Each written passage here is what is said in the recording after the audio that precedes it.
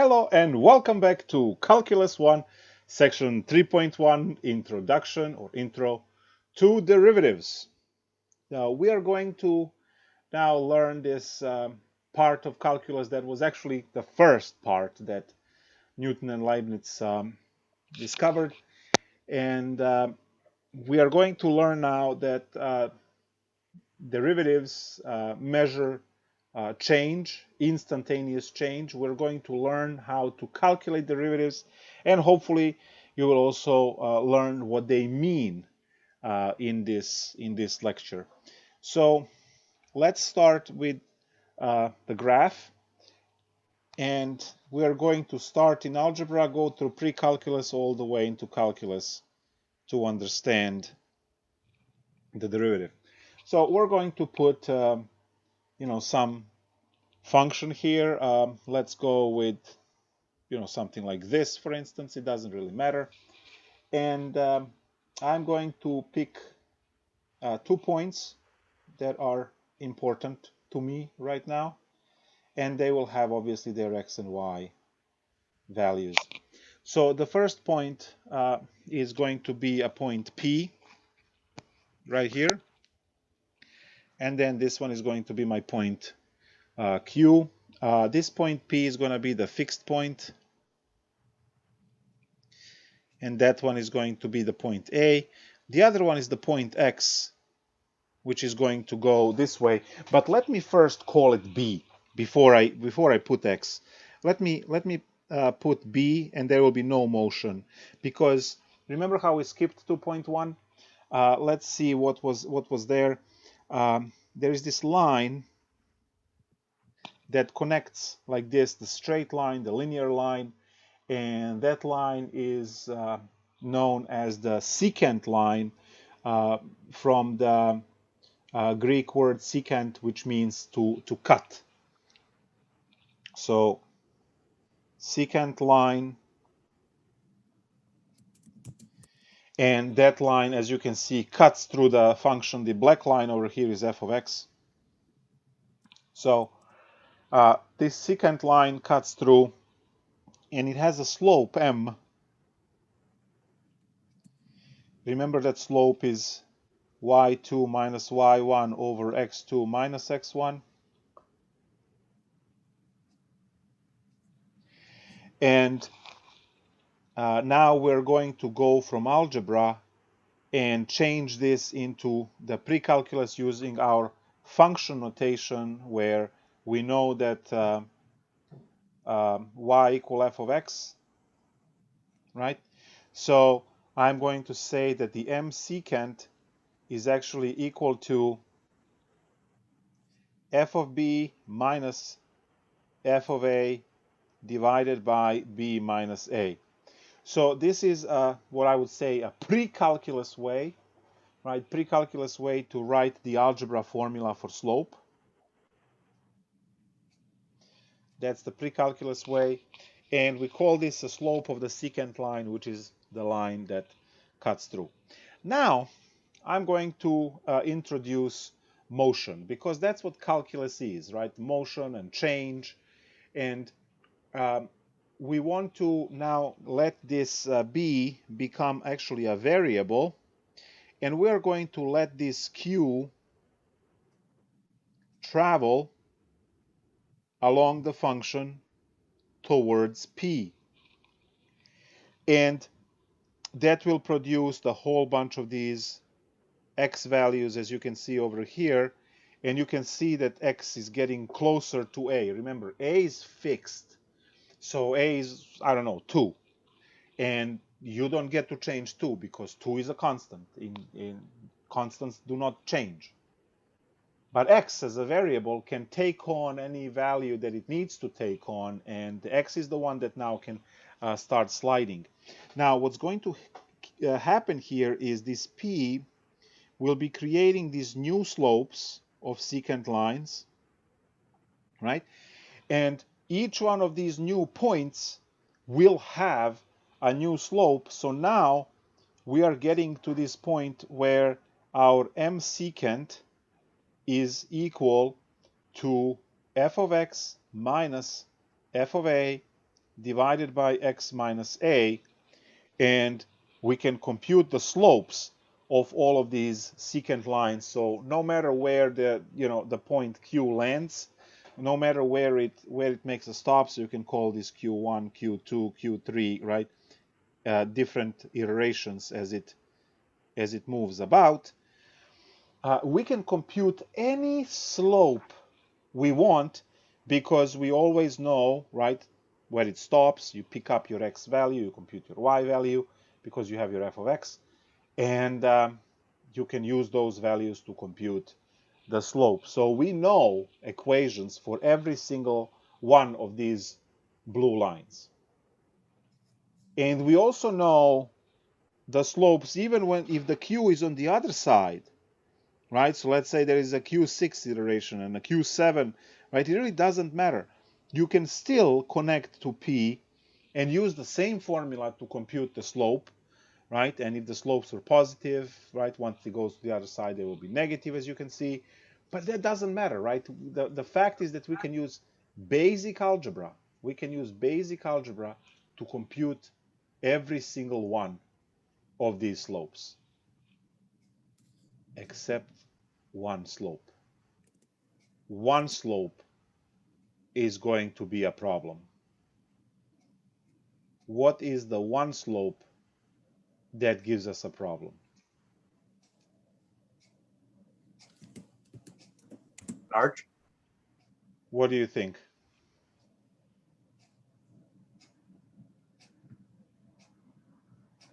What location is Q going to be at where we have issue to compute the slope?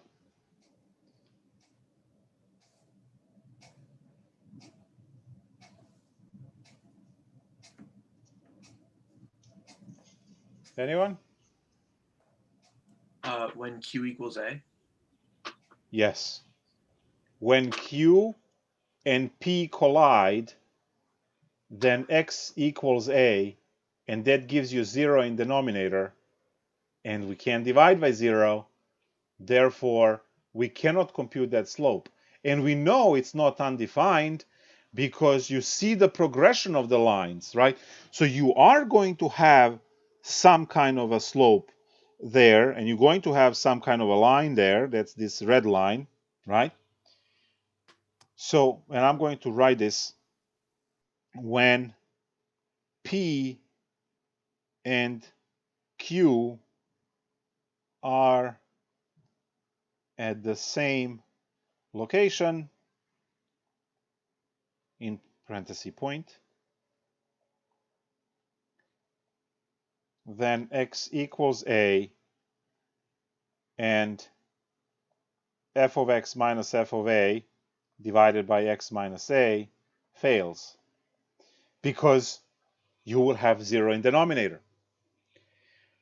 So we can come up with infinitely many blue lines.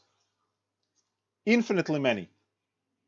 You have infinitely many options to put this Q at as a point, as long as it's not at P. And you can compute the slope of the blue line. No matter where you place Q, other than P, you can compute the slope of the secant line. But when Q and P collide into the same point, into the same location, your denominator becomes 0, and when denominator is 0, you can't compute because you can't divide by 0. Now, we do see that the red line is there, and since that's a red line, the linear line, it has a slope. So there has to be a way to compute that slope, because we know it exists, we can see it, we see all the blue ones as well, and we have the formula to compute blue slopes. That's the secant one, right? Oops, supposed to switch to blue. There we go. So this is for your secant slopes when P different than Q in terms of the location. But when P and Q collide, Then you get the red line, and as you can see, that red line is touching at only one point, which is where P and Q collided, and we cannot use algebra to compute it. Now, how are we going to compute that slope?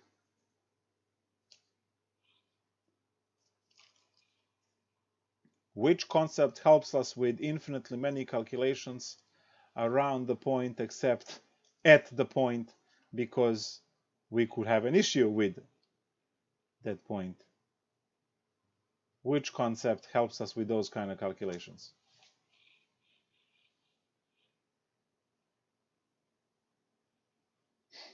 Uh-oh. Limits. Limits, thank you. See, the limit is exactly the concept we need. Every single blue slope is getting closer and closer and closer and closer in value to the red slope value. Every single one.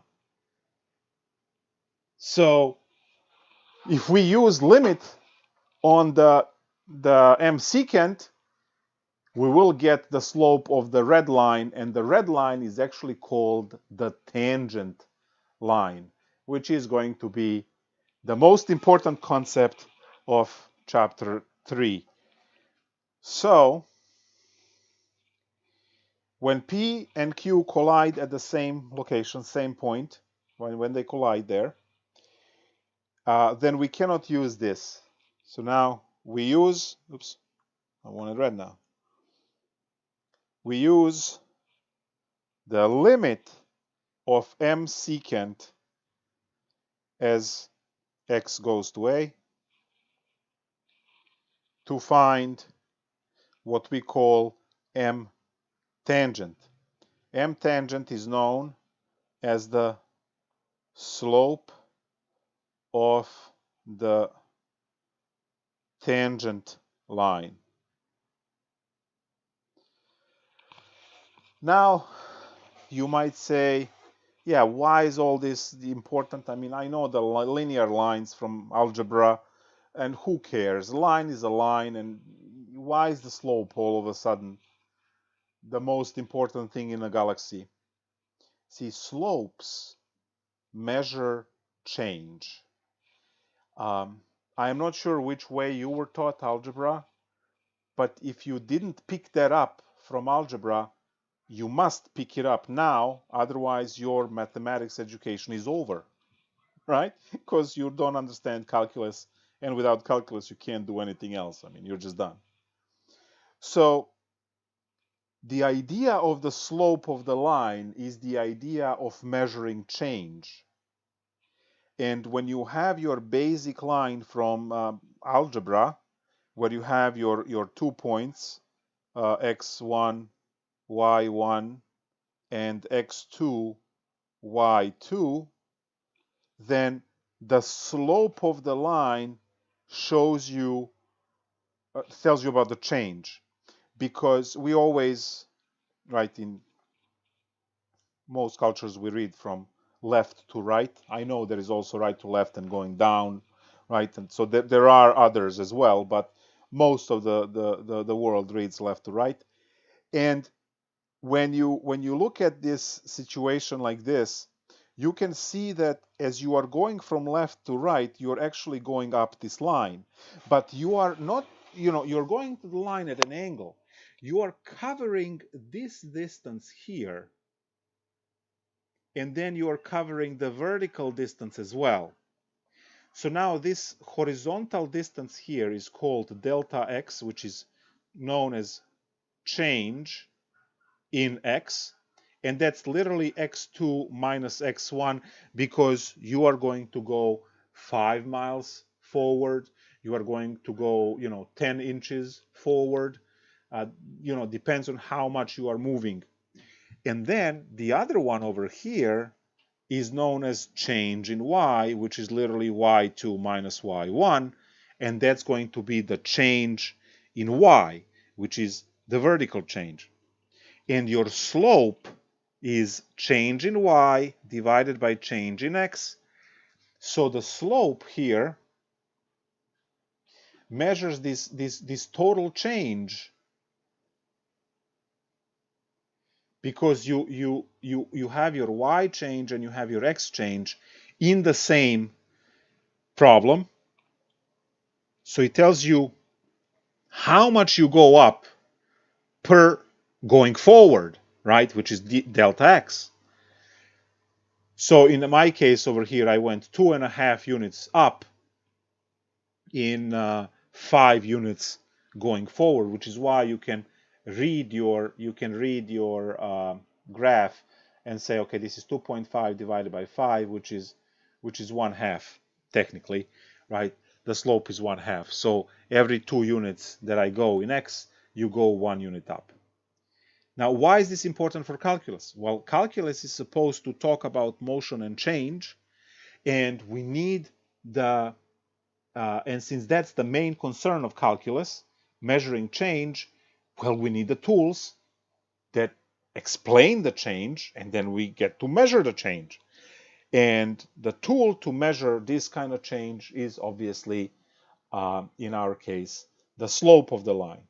So this becomes the most important aspect of calculus now, in terms that we finally learned how to measure change, right?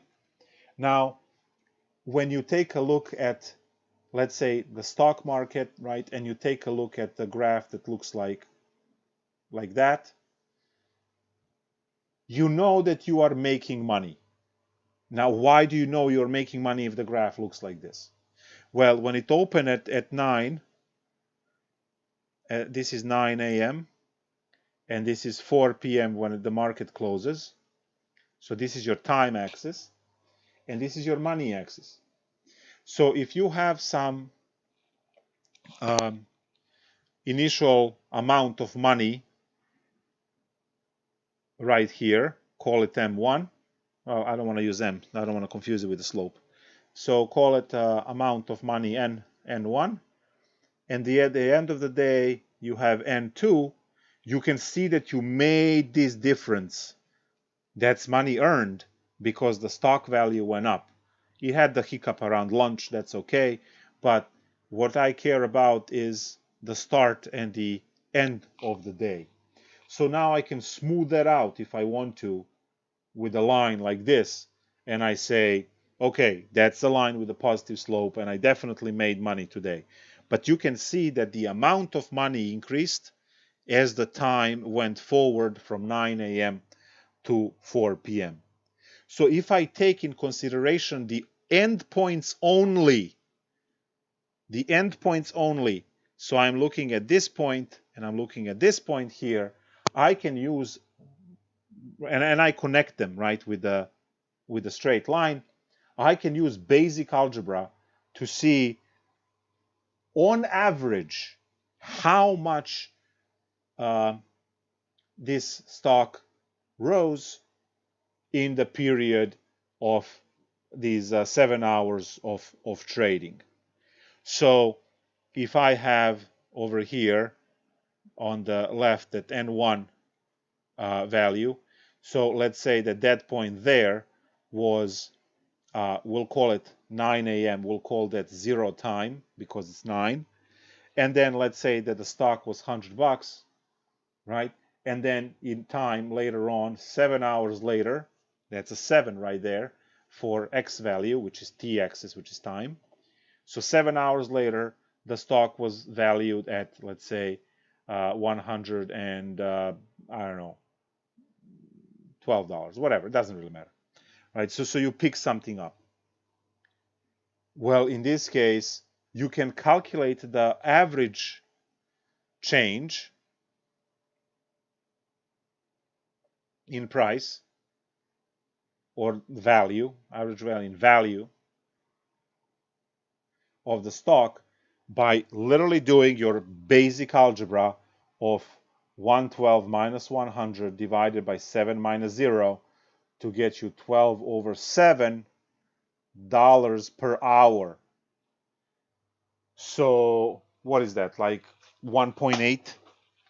So this particular stock was growing at the rate, on average, at the rate of $1.8 per hour.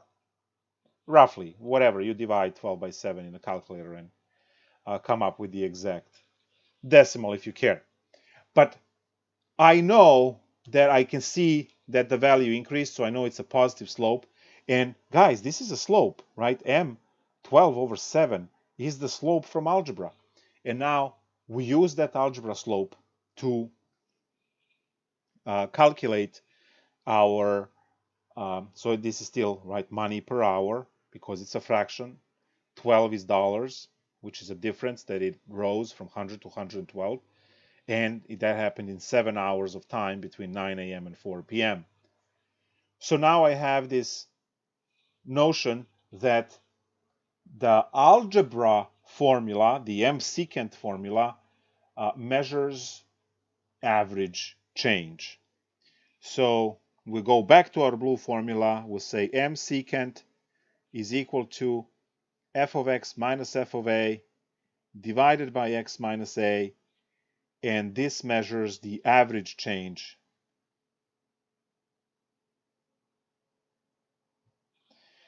It measures the average change. Now you can use it for height, like the growth of a child, let's say. You can use it to measure your weight, right? You get the data points. The weight goes up, the weight goes down, depending on your habits, right? So a lot of things, right? The increase or decrease the depreciation of the value of a home or a car or something, right? The house that it's not maintained, obviously it's going to lose on a value rather than the one that it's constantly being improved. So there's a lot of, right? And technically that's what we care about. We only care about the change. We don't care about the constant things because we know constant things, right? If something is a constant, it doesn't change, and you are not expecting it to be different because it does not change, right? That's the wording, that's the definition of it. It's constant. So we don't care about constants that much as we care about calculus, which is change, because the change is the one that we want to measure because you change your position, and that's called velocity, and you change your velocity up or down using gas and pedal and a brake pedal, and the change in the velocity is called acceleration or deceleration, depending just which one you pick, but physically they're same idea. So we constantly care about the change, and the change now is what it's called the instantaneous rate of change, and that's the tangent line. Because, so m tangent over here, which we said is going to be the limit as x goes to a of f of x minus f of a divided by x minus a, is going to be the instantaneous change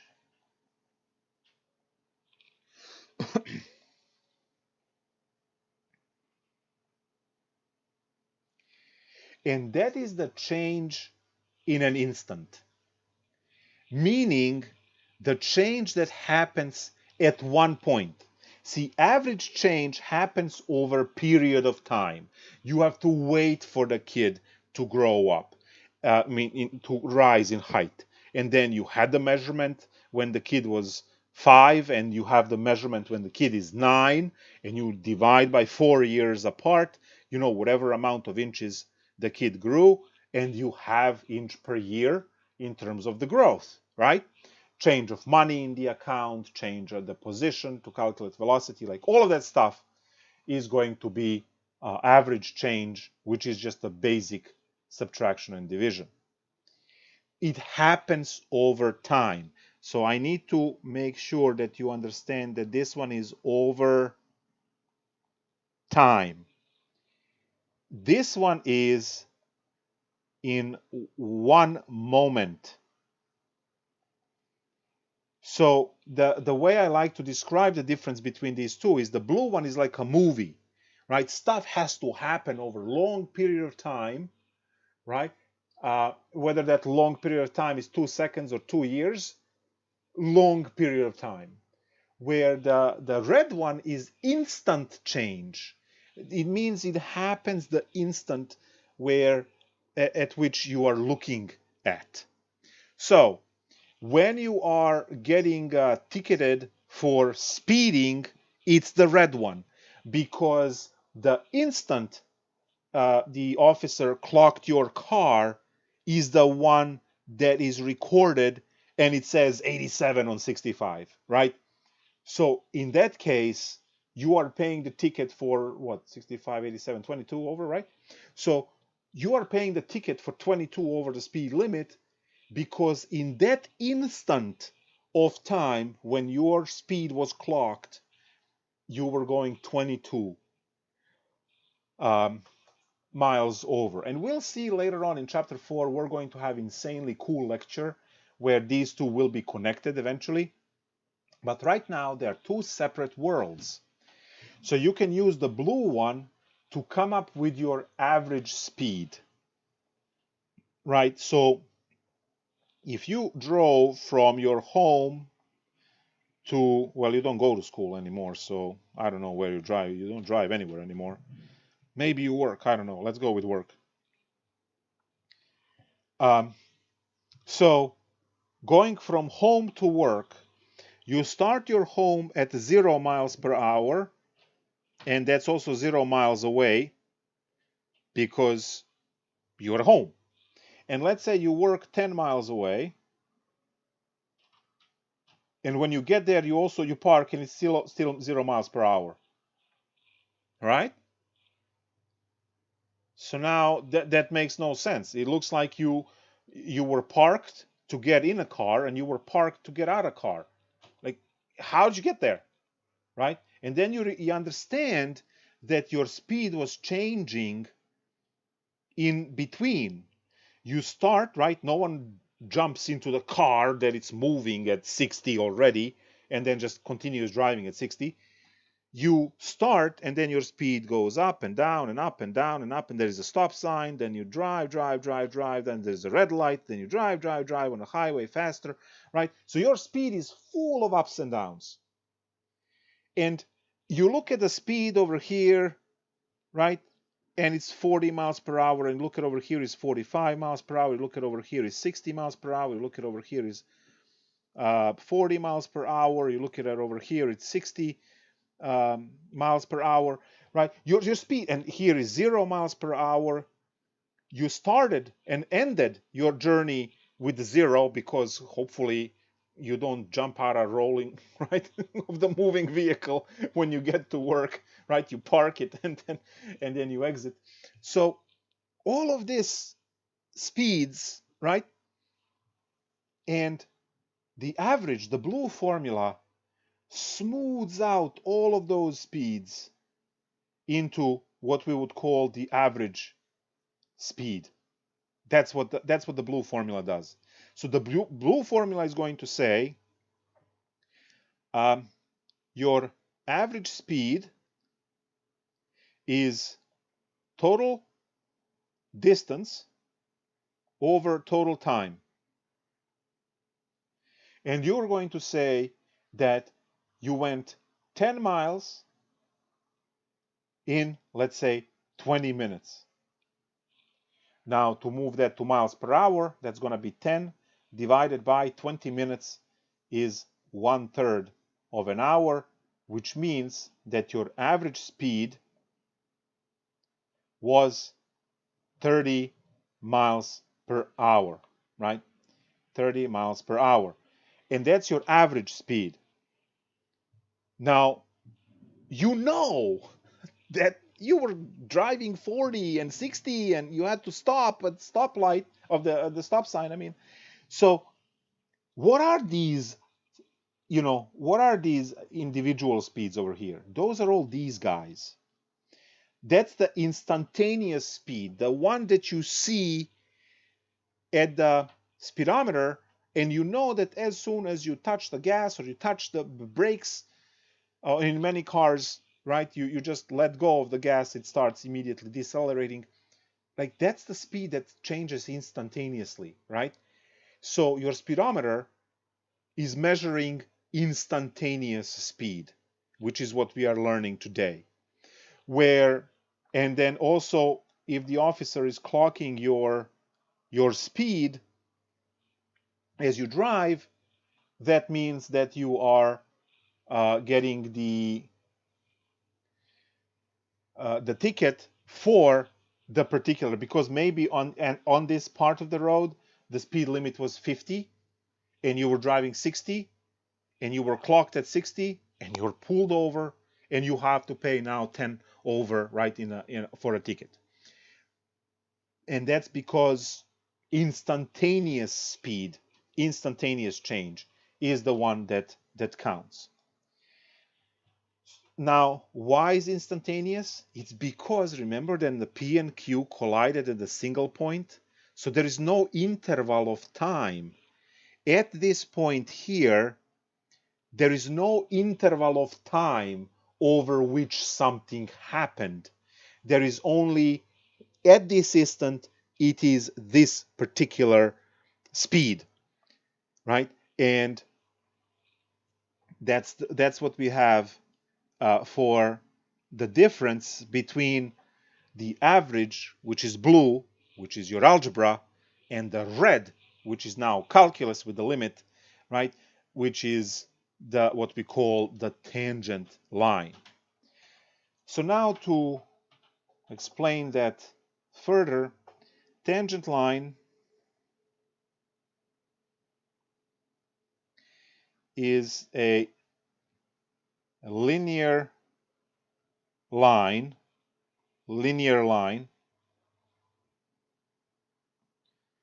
which kisses the function at x equals a, and it is perpendicular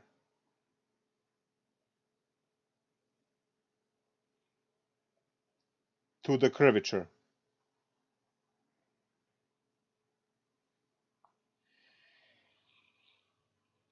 First of all, you see me underline a linear line. Tangent line is a straight line. It's a linear line. So please never ever give me x squared or anything other than mx plus b. A linear line is mx plus b. Every tangent line is a linear line. So all of your answers for tangent line forever can only be in the form mx plus b. Kisses the function. The word kisses. Why is that now used in a mathematical definition? Well, you have one mouth and you can just kiss one location, right, in the universe at one time. Whether it's a person or you want to get your lips stuck to the cold pole in the winter, right? I don't care what you're kissing. You are only able to kiss one location. So when you have the tangent line, the secant line cuts 2 points. The tangent line is this, right? So this is the secant line and this is the tangent line. So that's why it says kisses, right? You can't really use touch because you have 5 fingers, right? You can touch 5 different locations with one hand, right? And it's not defined that touching could be only one finger and you can't use other ones, right? You just way too much definition. So kiss is a great word to be used here. At x equals a, right? We already talked about that. And then we have this idea of the perpendicular to the curvature. Now, every curve, so not straight lines, every curve has a radius of curvature. And you learn how to calculate curvature in Calculus 3, right? But now, what you need to know is that every curve is composed of small circle arcs. So if you just have a circle, then that's easy, right? So if I just let's put the circle down.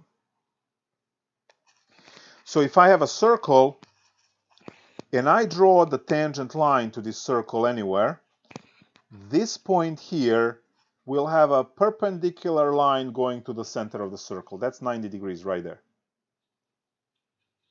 Now, for the picture that I have up here, there is also some radius going somewhere that you can fit. For this small part of the curve over here, there is a circle that can be fit in there, and that circle is going to have a radius, and then this tangent line is perpendicular to that radius. So we say perpendicular to the curvature, right?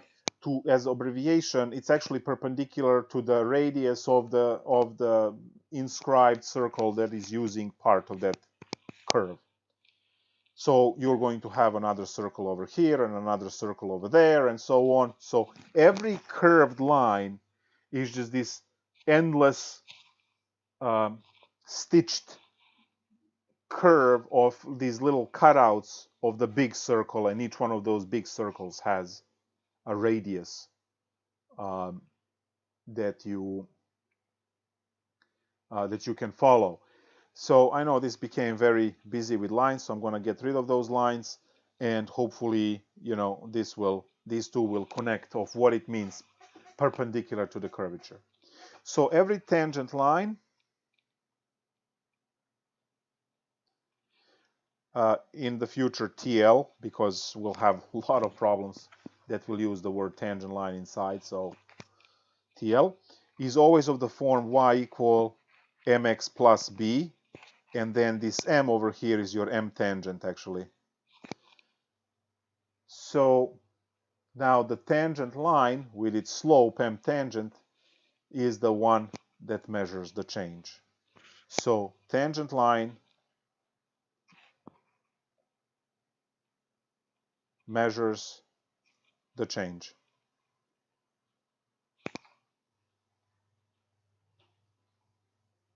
And we are going to connect that to acceleration and velocity and a lot of other things in terms of business and engineering and biology and environmental sciences. We're going to have it everywhere, because if you think about it, all of those systems change in one way or another.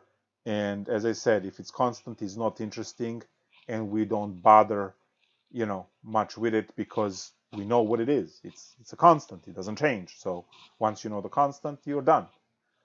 But the systems that evolve and change, and when you say eventually you will learn, right, that the change in position, velocity is change in position, and that it makes sense, right, because you go from point A to point B in time, so you're changing position.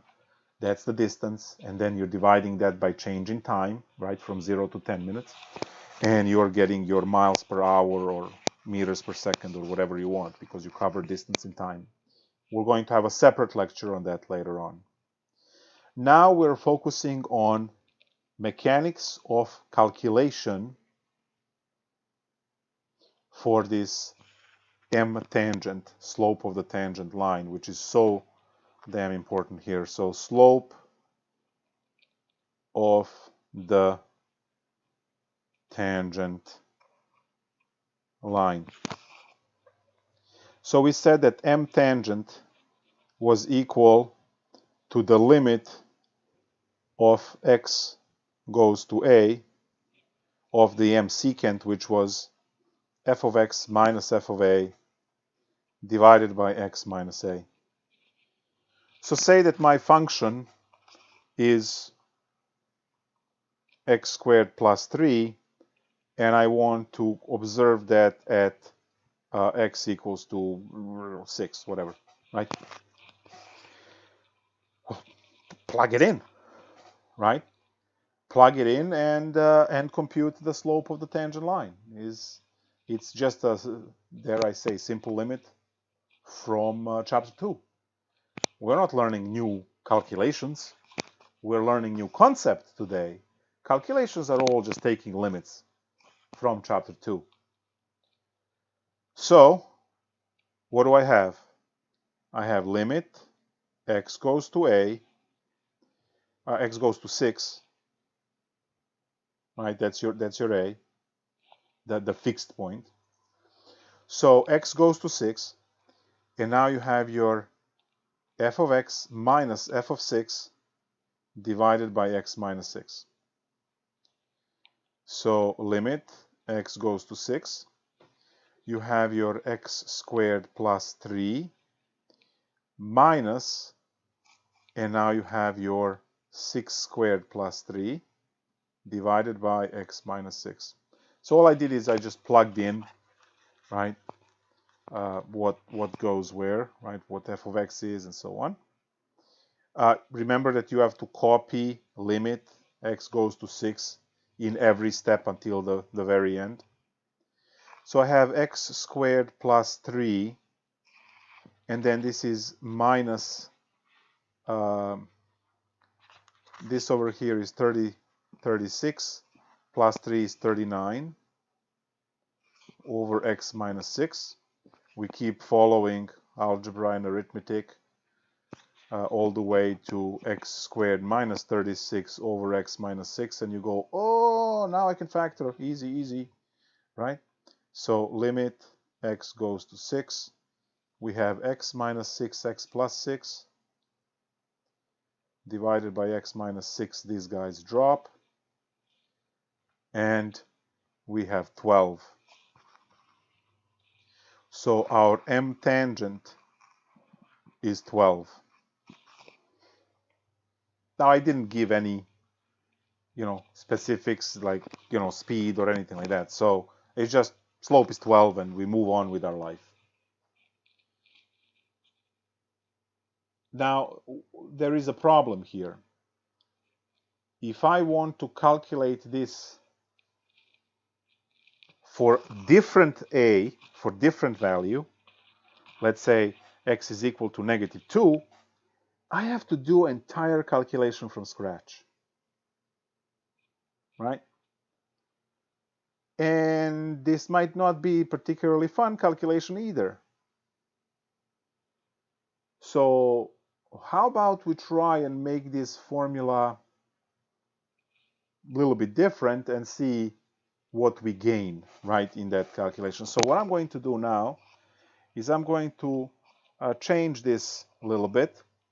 I'm going to say I have my m tangent is equal to the limit x goes to a of f of x minus f of a over x minus a. So I'm going to let age be x minus a, and then from here obviously x is a plus age, and I'm going to plug that in. So what do I get? It's still m tangent, that doesn't change. Now for the limit, when I subtract a on both sides, I get x minus a goes to 0. But we said we're going to call x minus a age. So age goes to 0. Now f of x, I'm going to call that a plus age. So f of a plus age minus f of a stays, and the bottom is just age because it's x minus a.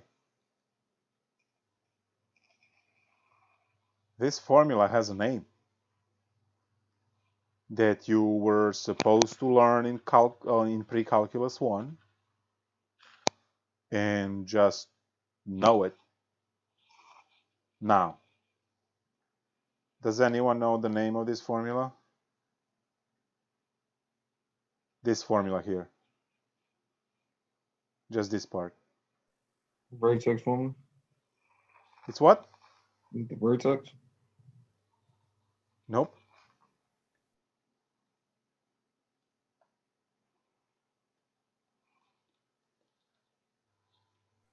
It's two words. Is it the quotient formula? DQ, and it's not Dairy Queen.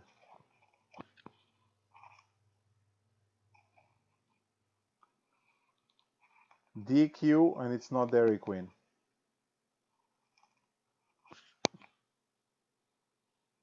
That's this part right here. Is it the quotient formula? Which one? Quotient formula? That's the Q. What's the D? So you said quotient, okay? So I'll difference quotient. difference quotient, exactly. Very good. Very good. All right, so difference quotient.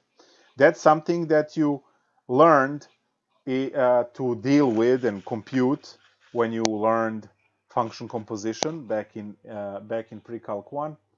And here you see it derived from scratch. Didn't we start with the basic slope formula y2 minus y1 and went all the way till we got this eventually, right? So we derived that formula as a very important formula. So now if I go back to the same problem from before, f of x is equal to x squared plus 3, and say that at the point x equal to 6, and use this formula, I will get still the same 12 answer at the end. So m tangent is going to be limit age goes to 0. Now your f of a, that's going to be 6 plus age squared plus 3, and then minus f of a, which is 6 squared plus 3, divided by age. So I hope you see over here, right? This is x squared plus 3. But your x now is a plus age. It's not x anymore. It's now a plus age, and a was 6. F of a doesn't change, obviously. So now, when we work this one out, we get the limit. Age goes to 0. FOIL on top. You get your 36 plus 12 age plus age squared plus 3 minus 36 and minus 3 divided by age.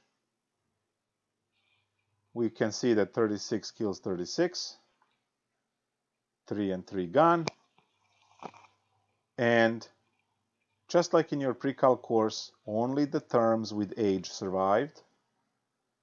So we can factor out age, get 12 plus age divided by age. This is where age dies. And we have the limit of 12 plus age as age goes to 0, which gives us 12, because age goes to 0, 12 plus 0 is 12. So we got the same answer, obviously. Couldn't have it any other way. But we did it differently, right? We used the difference quotient formula. And this problem still has the same issue, that if I want to change the point, I have to recompute the entire calculation. Right? I have to do everything from scratch. So if I said now, how about that x equals -2, we literally have to go back to the very first line, and instead of 6 use -2. It changes calculation along the way. So limit age goes to 0, and now I have -2 squared plus 3. Right, that's my f of -2 plus age. Holy nightmare. There we go. Plus 3 minus -2 squared plus 3 divided by age. I have to do literally everything from scratch. So limit age goes to 0. FOIL -4 minus 4 age plus age squared plus 3 minus 4. Oh no, that's a positive 4.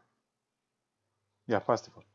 Minus 4, and then minus 3 divided by age. 4 and -4 die, 3 and -3 die, and the only ones that are left are the limit age goes to 0, kick out age minus 4 divided by age. Those are gone now, and you get your -4. So the M tangent is equal to -4 now. So when you looked for the slope, you looked at the value of when your input was 6, right? The slope was 12. And now when your input is -2, your slope is -4. And if you are trying to put that in the perspective, right, in your head, right? Let's say that the -2 is over here somewhere. Then the slope of that tangent line is -4. So m equal -4. And you see it's a negative slope, right? Because it falls to the right. And if you go to +6, let's say +6, and whatever the number is, 36, 39. So that will be 639 over here. When you draw the tangent line going through this point, you see it's a steep positive slope, right? Because it goes up, but it goes up steeply, and it's okay because slope is 12, right? So that's a steep increase. Remember, slope of 1 is the 45-degree. Slope of 2 goes more up, and then 3 and 4 and 5 and 6 and 7 and 8 and 9, right? So the slopes, as they increase, they go up like that. So it makes sense to have these values around. This point over here was -2 on the input. There has to be 7 on the output, right? -2 squared is +4 plus 3. 4 plus 3 is 7.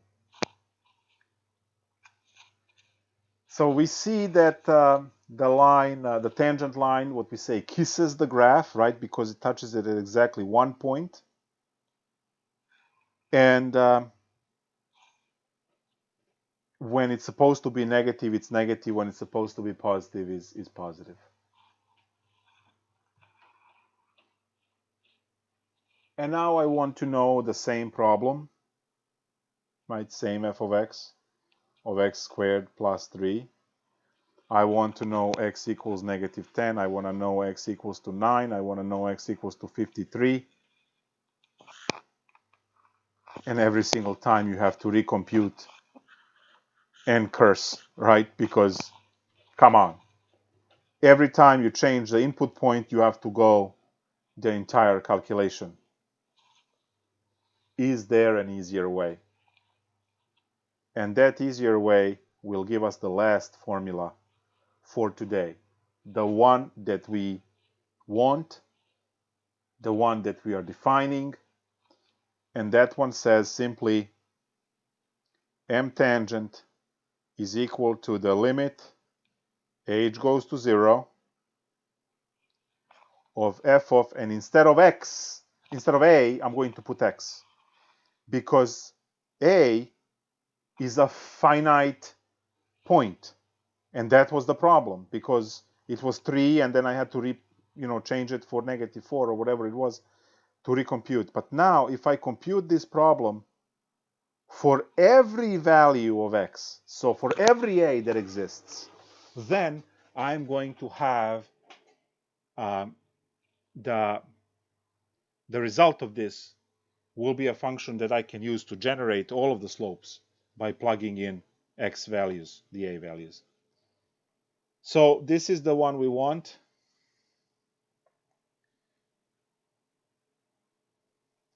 I'm going to use all of the colors that I have over here, because this is the formula of the day, and then we do this.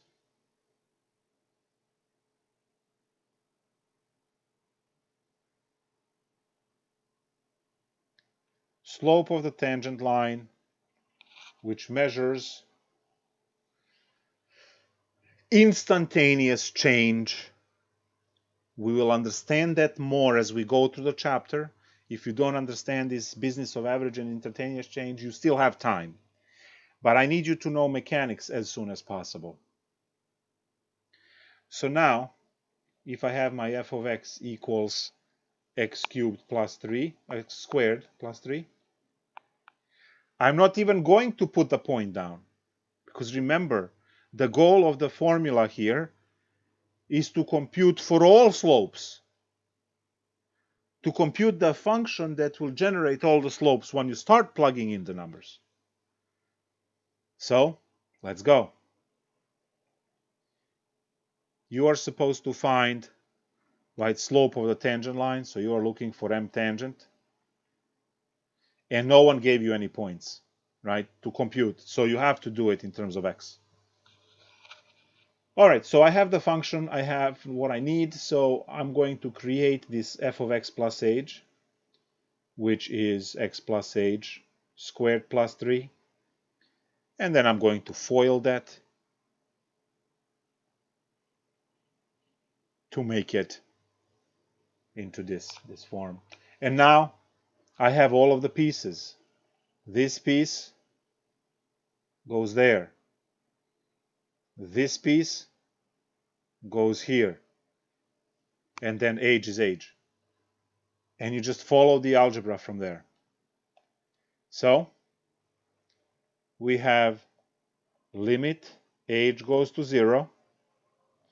A long line here, because your f of x plus h is x squared plus 2xh plus h squared plus 3.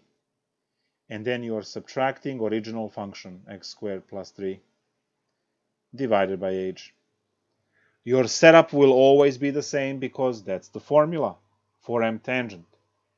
So your setup will always be that f of x plus h minus, right? And at this point, we are disregarding all of the older ones that I had. So the only thing that's going to be important is the average formula, the blue one, and this.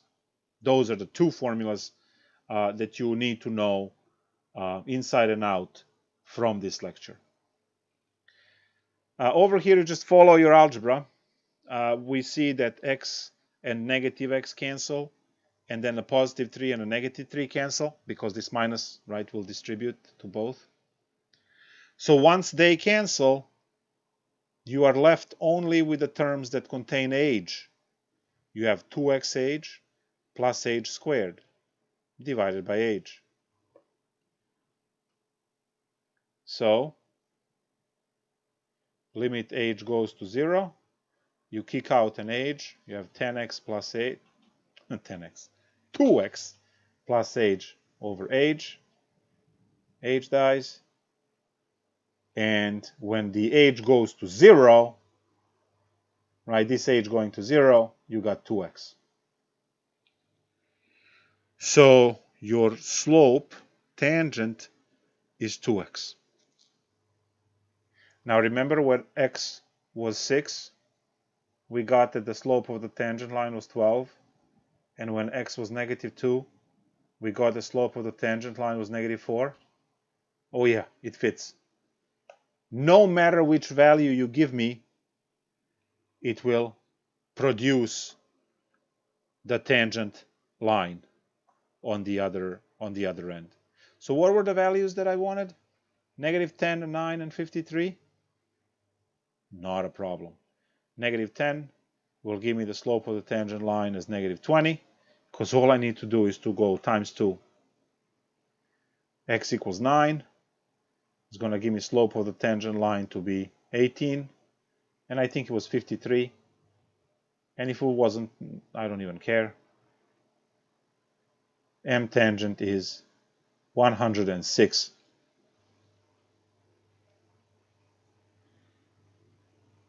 I'm going to write this in blood. This formula generates all tangent line slopes.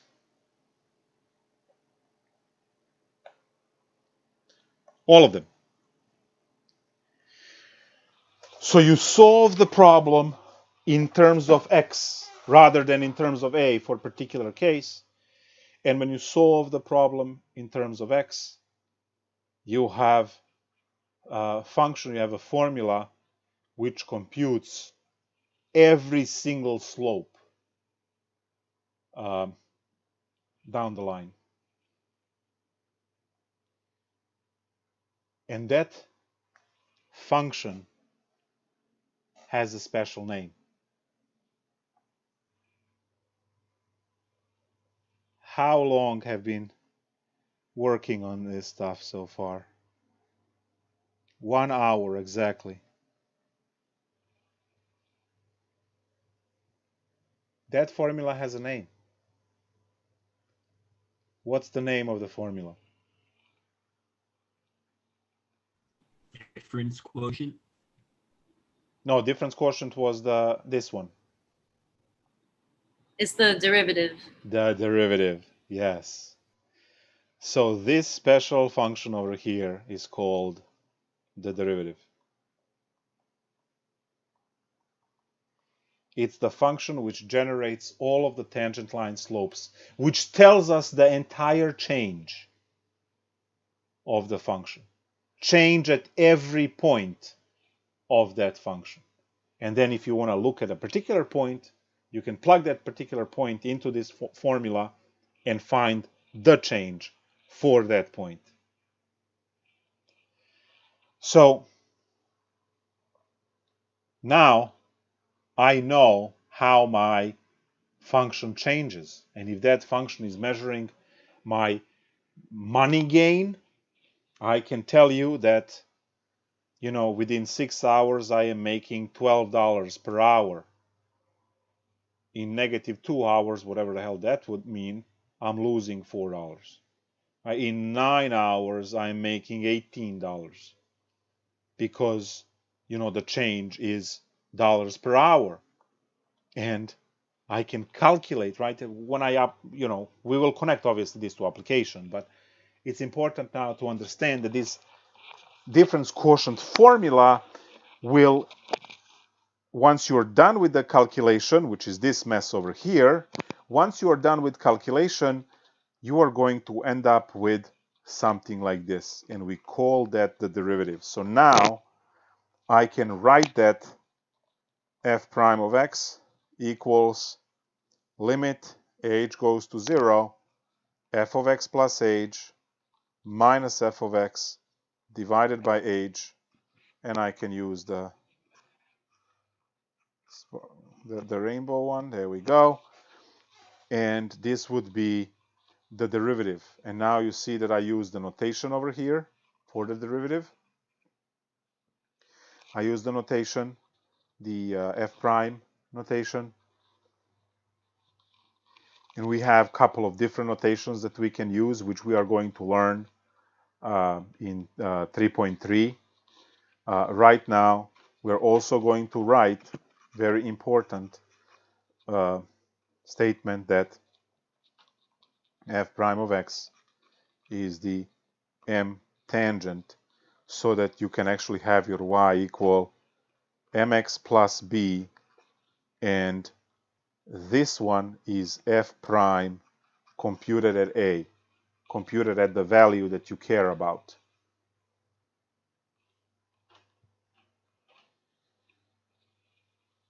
So that's it.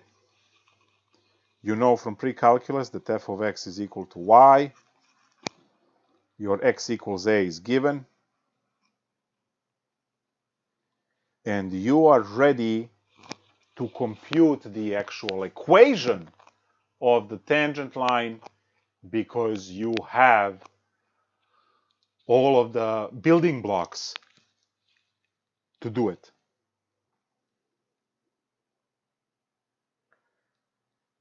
Find the equation of the tangent line. Okay. Find the equation of the tangent line for f of x equals 1 over x minus 3 at x equals to 5, whatever.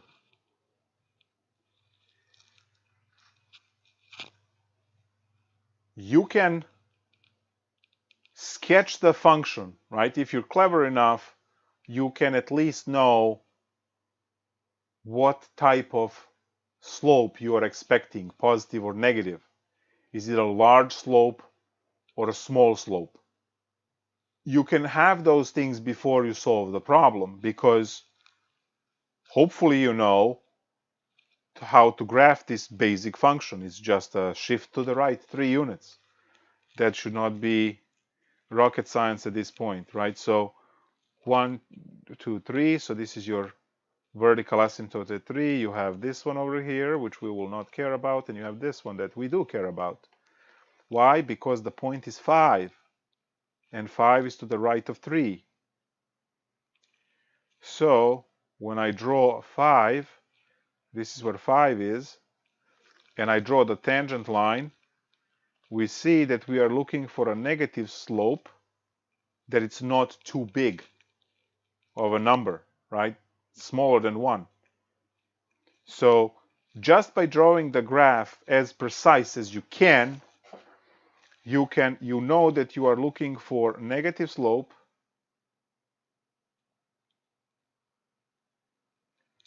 and that slope is going to be less than 1, because this line is not quite at the 45 degrees drop, and a 45-degree drop is 45-degree drop is 1, and this looks like it's less than that. So now you at least know the specs of your answer. Well, we can go and calculate the answer. I mean, we know the formula. It's going to be easy. We're looking for our f prime of x, which is the limit. H goes to 0. And f of x plus h, that's going to be 1 over x plus h minus 3, minus 1 over x minus 3, divided by h. You just follow the algebra. You're going to find the common denominator, you're going to deal with a double fraction, you're going to cancel, and you're done. So limit h goes to 0. When we cross multiply to get the common denominator, we're going to get the common denominator of x plus h minus 3 times x minus 3. And then the top is x minus 3 when you cross multiply, minus x plus h plus 3, because this minus, right, and the minus from here would make it a positive. All right, so now that I have that, you can also put over 1 if it makes you happy for a double fraction. Some people like that, some people don't, so you're somewhere. And what do I have? I have this negative 3 and this positive 3 drop, and then I also have the x minus x drop. So all I am left with on top is negative h. Oops, I need a double fraction there. Actually, no, I don't, because we are multiplying two that are far apart and two that are close by. There we go.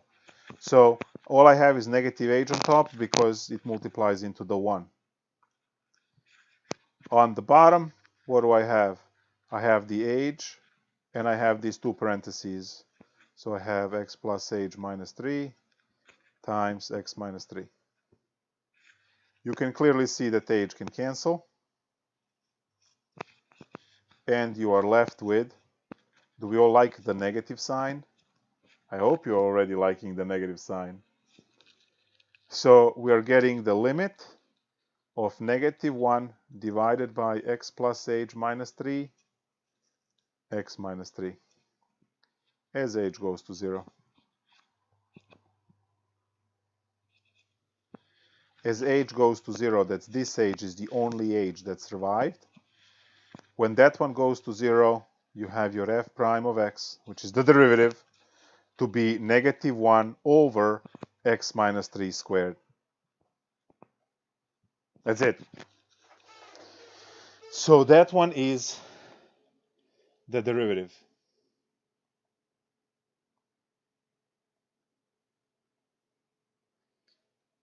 And they want it computed at 5. So slope of the tangent line will be the derivative computed at 5. That's negative 1 over 5 minus 3 squared. That's a 2/4, so negative quarter. I expected the negative slope, and I expected the number smaller than 1 because I know how to draw the picture, right? So I have the slope, I have the point, we can calculate b, and have the actual equation of the line. So it's like magic, right? We have the slope is negative 1/4, we have that x is equal to 5, and we have that the y is f of 5, which is 1 over 5 minus 3, which is a half. That's you calculate y value when you plug x in, right, into the function. And plug everything in, you're done. Your y is a half, your slope is negative quarter, your x is 5 plus b. B is the only variable, right? So this is 1/2 plus 5/4 is b. So that's what? Times 2 times 2, 7/4. So b is 7/4, and your tangent line is y equals negative 1/4 x plus 7/4.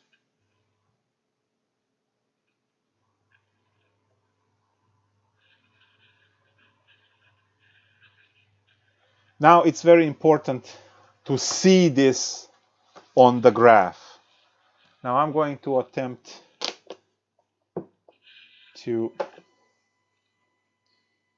graph this. So let's open up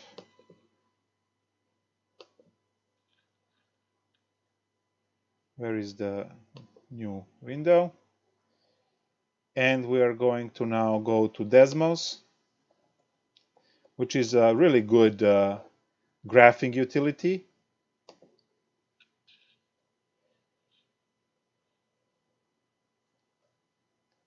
Oh, people on Zoom don't see this until I share the, there we go.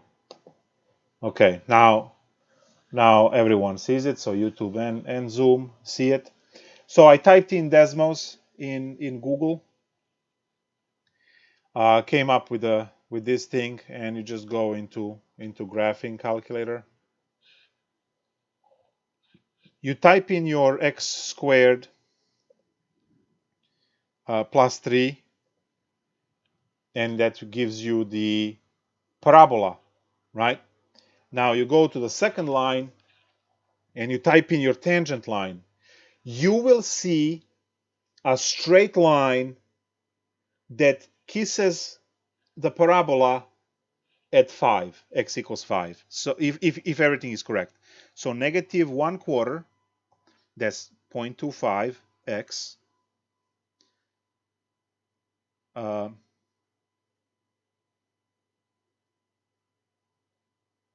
plus, oh no, this was not our function. Our function, I'm going crazy.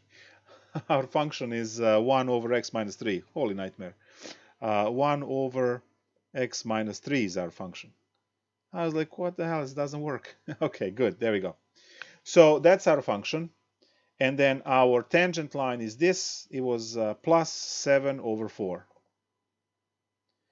And there you go. I hope you see on the graph that the blue line, which is a tangent line in this case, is touching the red line exactly at x equals 5. There we go. If I stretch it a little bit more, it will show 5 as well. And it is the tangent line. It's going to be perpendicular to the curvature. So this is your way to check in every problem in chapter 3, to check if your tangent line equation is correct.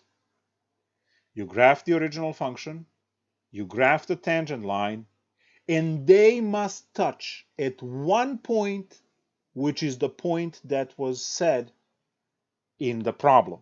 So I gave you x equals to 5, and when you put these two lines in, you see immediately that they do touch at x equals to 5.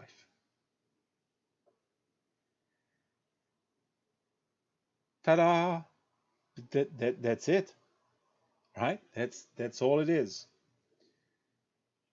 Now, That's so awesome. of course, it's math. Now, what examples? We're now talking in general terms, and we're talking about calculus. I gotta switch the share back to this.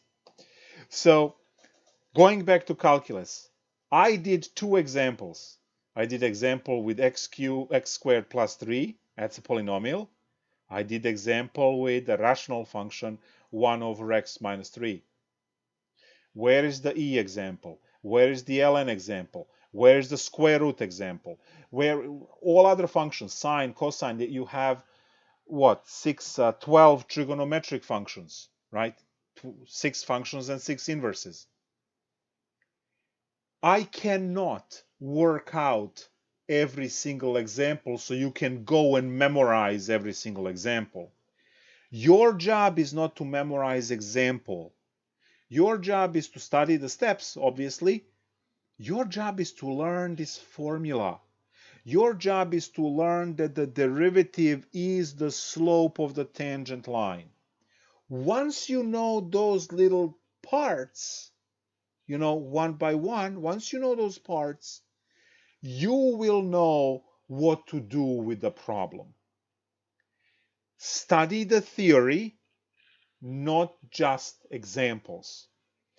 And I mean, you can try and you will see how far you're going to go if your objective in calculus is to show up for the lecture, listen what I have to say, and then you immediately open up the homework to solve your 5 exercises and you're done.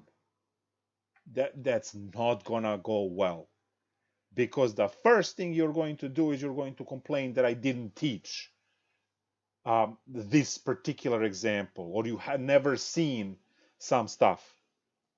Once I write f of x in the formula, that assumes all of the functions you learned in the past, not just the 2 functions that I happen to use in this particular, right?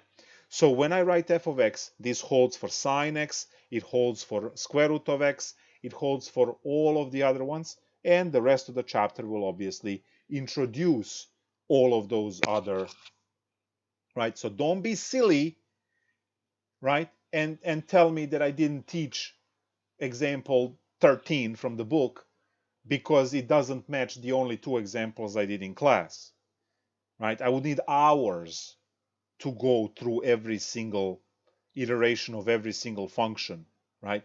So that's your job, to practice, to try on different functions. That's why you want to do as much homework as possible, to have as much variety, right? And trust me, I can do this on any function because, hey, that's what I do, right?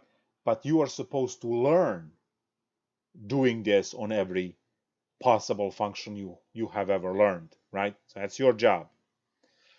So from this point on in calculus till the end of calculus, but it's the end of your math education, not just Calc 3 and differential equations, like literally anything.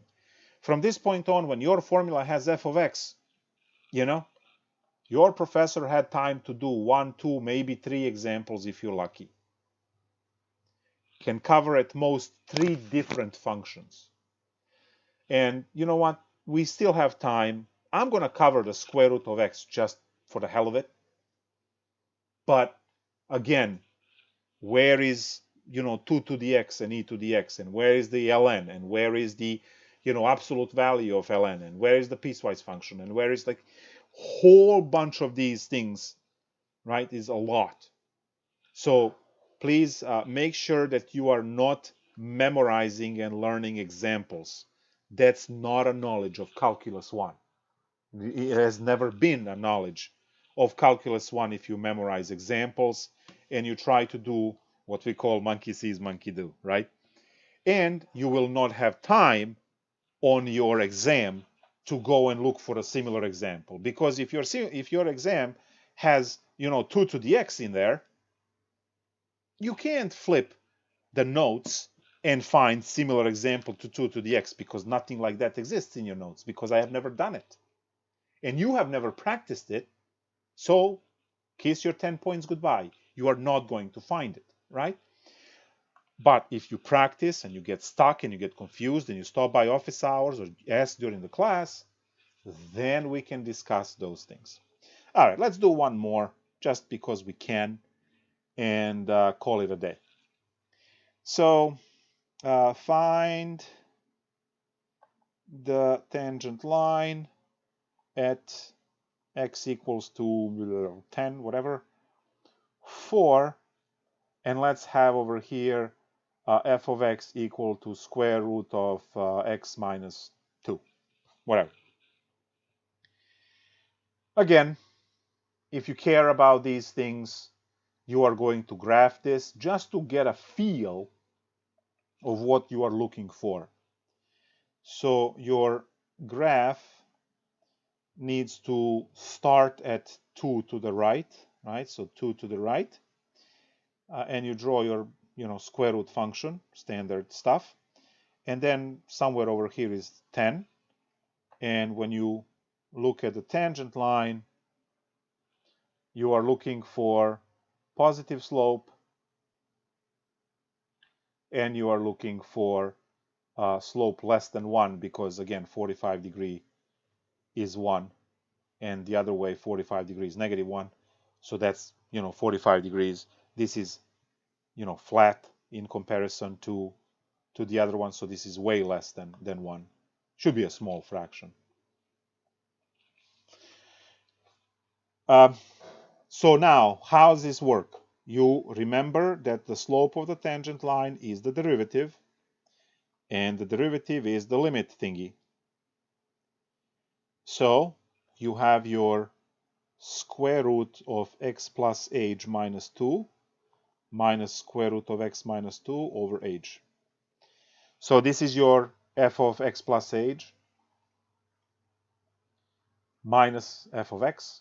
F of x is always the same thing, right? Literally Control C, Control V there.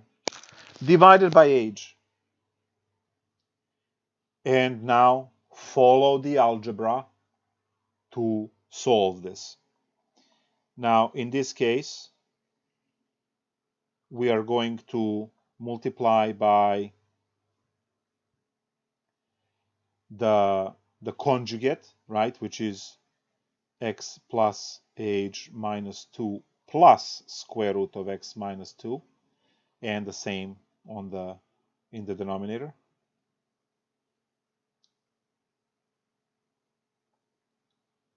So we just change that middle sign into the opposite sign. When you FOIL or whatever, you are going to get difference of squares in the numerator. So that's going to be x plus h minus 2 minus x minus 2. Well, actually, we'll turn into a plus 2 there because the negative will distribute. And in denominator, you just leave it as is.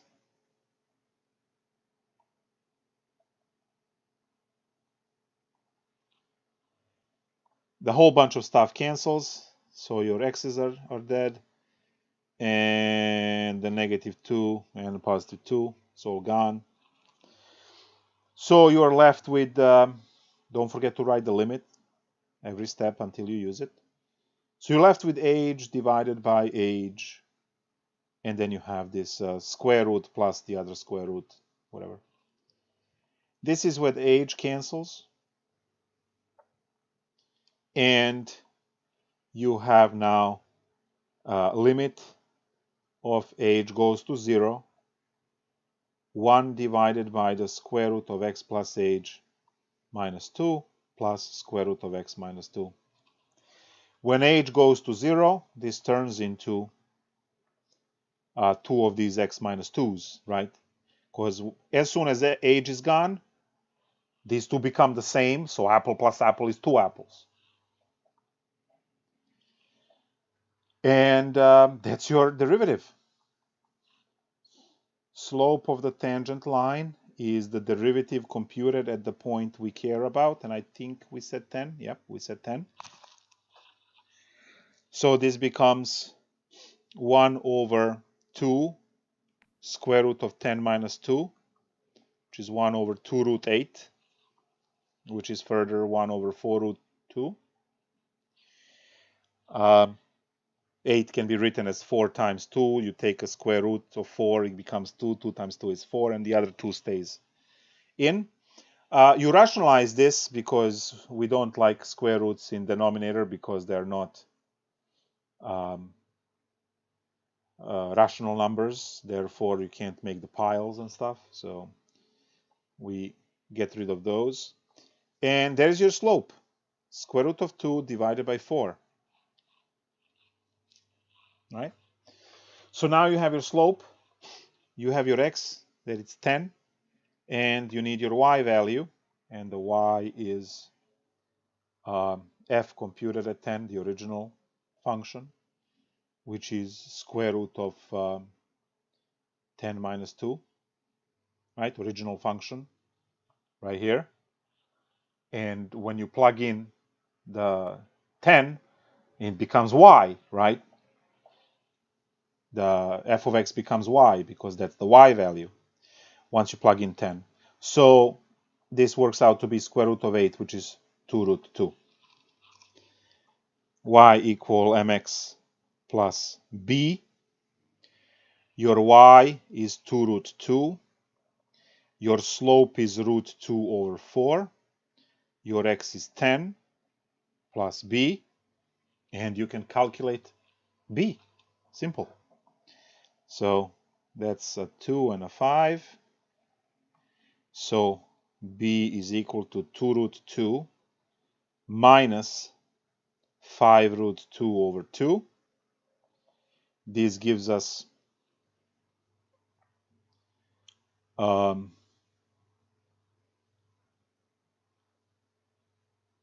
something is wrong here. Something is wrong. I know right away because when I find my common denominator of 2, this becomes 4 root 2 minus 5 root 2, and that gives me negative root 2 over 2, and I'm looking for the positive slope.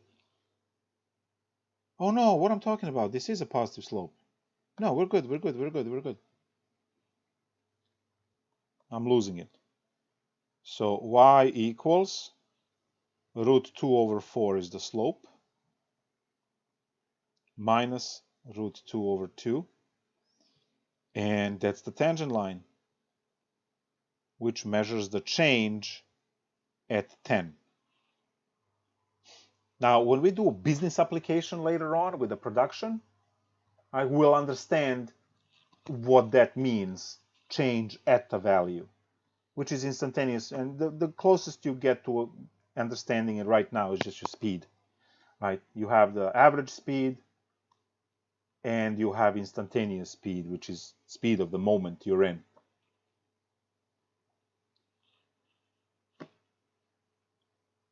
All right, that's the story of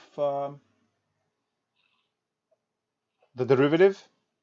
We learned that the derivative is measuring the change.